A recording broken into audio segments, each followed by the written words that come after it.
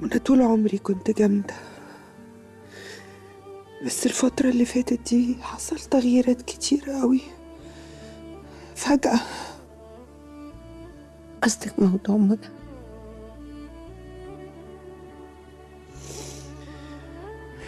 أنا فضلت أحب في راجل 5 سنين وأبني فيه، لأني كنت فاكرة إن هو حياتي ومستقبلي. فجأة اكتشفت إن هو بيخوني مع منى، وبعدين قتلها ودخل السجن.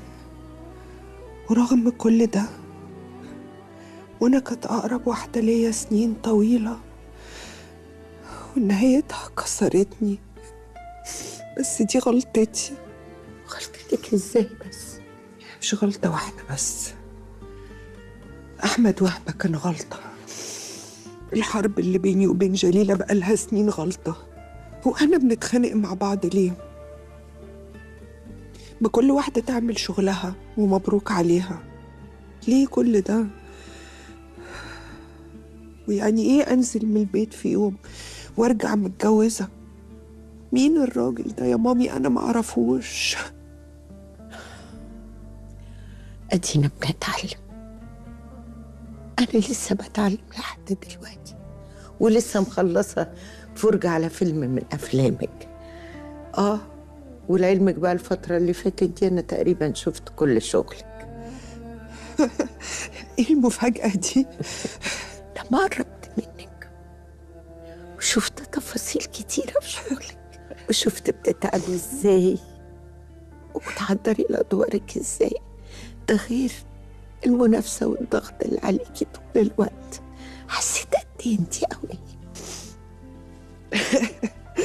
أنا فرحانة على فكرة بكلامك. طيب شغلي عجبك؟ عجبني وانبسطت وحسيت اني فخورة بيكي. ده كل ادوارك هادفة مش زي ما كنت متخيلة. مامي، انتي مش عارفة أنا قد إيه اتمنيت إن أنا أسمع الكلام ده منك انتي بالذات.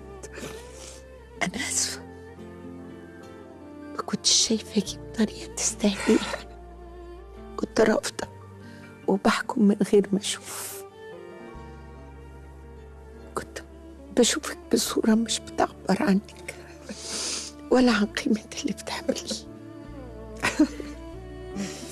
أنا عايزاكي ترجعي نهلة القوية، ومش عايزة أشوفك مكسورة كده تاني أبدا. وكل غلطة ممكن تتصلح صلحيها ونبدأ من جديد. صح. طب تعالي في حضني بقى.